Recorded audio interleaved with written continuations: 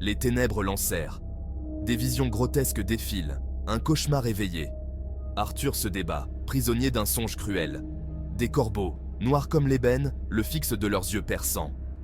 Leur croassement rauque déchire le silence, un funeste présage. L'atmosphère est pesante, imprégnée d'une terreur indicible. Arthur se réveille en sursaut, le cœur battant la chamade. La sueur perle sur son front, glacial. Le château, autrefois familier, lui semble désormais hostile, marqué par une présence menaçante. Il se sent observé, traqué. L'aube tarde à percer les ténèbres, les nuages sombres s'accrochent obstinément au ciel, refusant de céder à la lumière naissante. Le château, imposant et mystérieux, se dresse comme un gardien silencieux de secrets oubliés. Qui étouffe le château? Le silence règne, lourd et pesant. Les couloirs, autrefois animés par les rires et les murmures, sont maintenant des tombeaux de souvenirs. Chaque pierre semble porter le poids des âmes qui y ont vécu. Arthur erre dans les couloirs déserts, hanté par son cauchemar. Ses pas résonnent dans le vide, un écho de sa propre solitude. Les murs semblent se refermer sur lui, chaque tournant révélant de nouvelles ombres. Chaque ombre lui renvoie l'image de ses peurs. Les formes indistinctes dansent sur les murs, prenant des visages familiers et terrifiants. Arthur sent son cœur battre plus fort, chaque battement un rappel de sa vulnérabilité. Il sent le poids du danger, invisible mais omniprésent.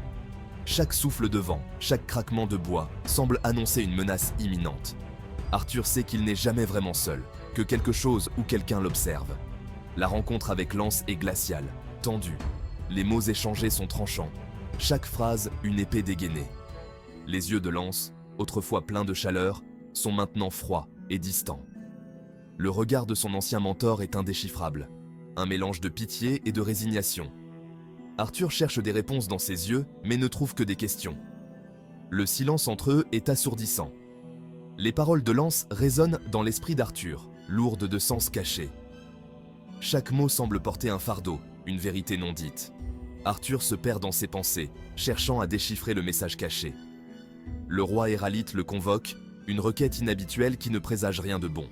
Le trône, symbole de pouvoir et de justice, semble maintenant un lieu de jugement. Arthur sait que cette convocation pourrait changer le cours de son destin.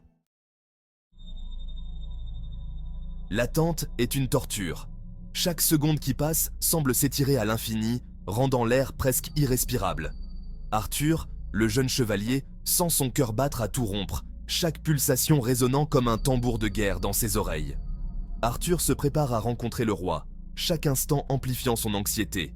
Il ajuste son armure, vérifie son épée et tente de calmer ses nerfs. La salle est silencieuse, mais l'atmosphère est lourde de tension. Il sait que cette rencontre pourrait changer le cours de sa vie. Le messager royal apparaît, fantomatique dans sa robe sombre. Sa présence est à la fois rassurante et inquiétante, comme un présage de quelque chose de grand et de terrible. Arthur ne peut s'empêcher de frissonner en le voyant. Son visage est impassible, son regard vide de toute émotion. Il semble détaché de la réalité, comme s'il était simplement un spectre venu d'un autre monde. Arthur essaie de lire quelque chose dans ses yeux, mais il n'y trouve que le vide. Il est un simple vecteur, porteur d'une nouvelle qui pourrait tout changer. Le parchemin qu'il tient dans ses mains semble presque brûler de l'importance de son contenu. Arthur sent une sueur froide couler le long de son dos. D'une voix monocorde et glaciale, le messager annonce la mort du roi. Les mots résonnent dans la salle comme un coup de tonnerre, brisant le silence oppressant. Arthur sent son monde s'effondrer autour de lui. Le choc traverse Arthur, brutal et glacial. Il a du mal à croire ce qu'il vient d'entendre. Le roi, son mentor et protecteur, n'est plus. Une vague de tristesse l'envahit, mais aussi une peur sourde de l'avenir.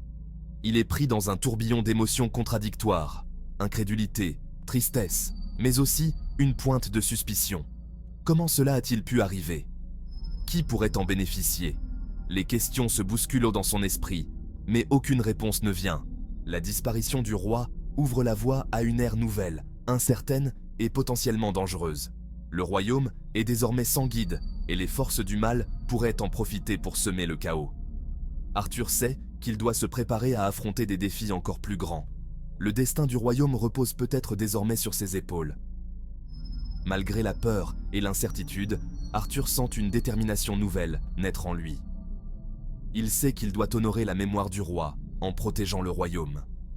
Le chemin sera long et périlleux, mais il est prêt à tout pour défendre ce qu'il aime.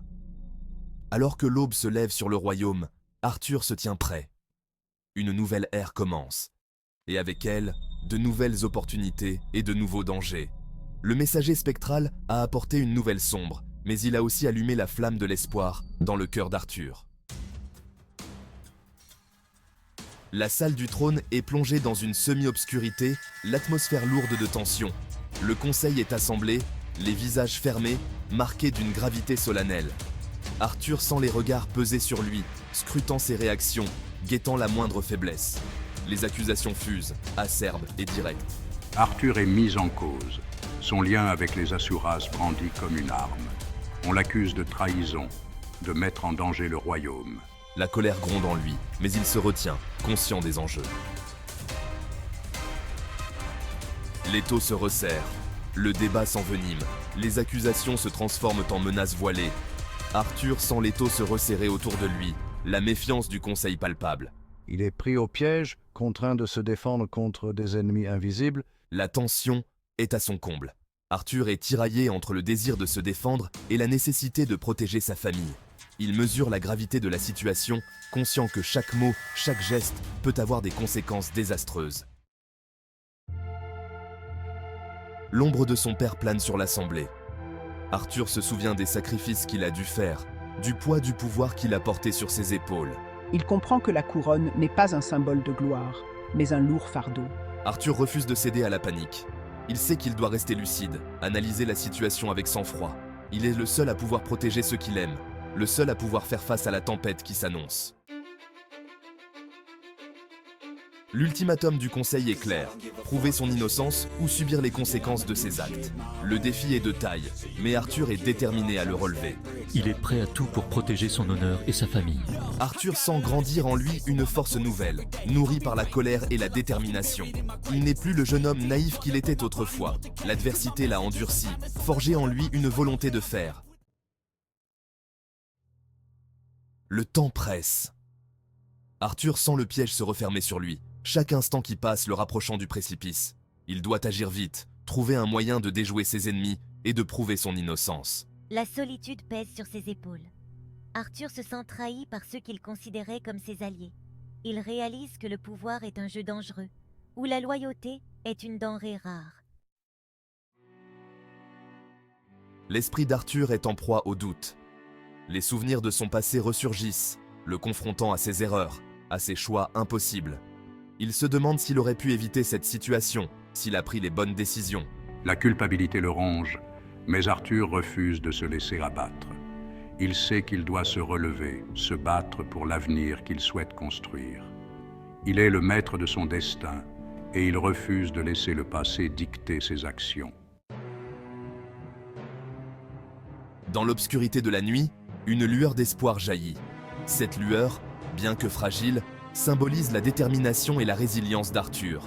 Il sait que même dans les moments les plus sombres, une petite étincelle peut allumer un feu de changement.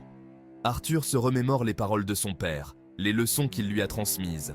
Son père lui avait toujours dit que la véritable force ne réside pas dans les muscles, mais dans l'esprit et le cœur. Ces souvenirs lui donnent la force de continuer, de ne pas abandonner malgré les obstacles. Il comprend que la solution ne réside pas dans la force brute, mais dans la stratégie, la ruse et la diplomatie. Chaque mouvement doit être calculé, chaque décision pesée avec soin. Arthur passe des heures à étudier des cartes, à analyser des scénarios, à prévoir les réactions de ses adversaires. Un plan se dessine dans son esprit, audacieux et risqué.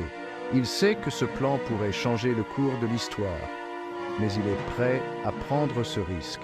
Chaque détail compte, chaque allié doit être mobilisé. Arthur sait que les prochains jours seront cruciaux. Il doit rester concentré, ne pas laisser le doute s'installer. Chaque pas qu'il fait le rapproche de son objectif. Chaque décision le renforce dans sa détermination. Il est prêt à prendre des risques, à défier l'autorité du Conseil pour prouver son innocence et protéger ceux qu'il aime. Arthur sait que la route sera longue et semée d'embûches, mais il est prêt à tout pour défendre ses convictions et ceux qui lui sont chers. Sa détermination est inébranlable et il est prêt à affronter tous les défis qui se présenteront à lui. L'aube se lève sur le château, marquant le début d'une nouvelle journée. Arthur se tient face à la fenêtre, observant le soleil poindre à l'horizon. Une nouvelle détermination brille dans ses yeux, la promesse d'une lutte acharnée pour la vérité et la justice. L'orage gronde encore au loin, mais Arthur est prêt à affronter la tempête. Il est armé de sa volonté inébranlable, de son intelligence aiguisée et de l'amour inconditionnel qu'il porte aux siens. La bataille ne fait que commencer.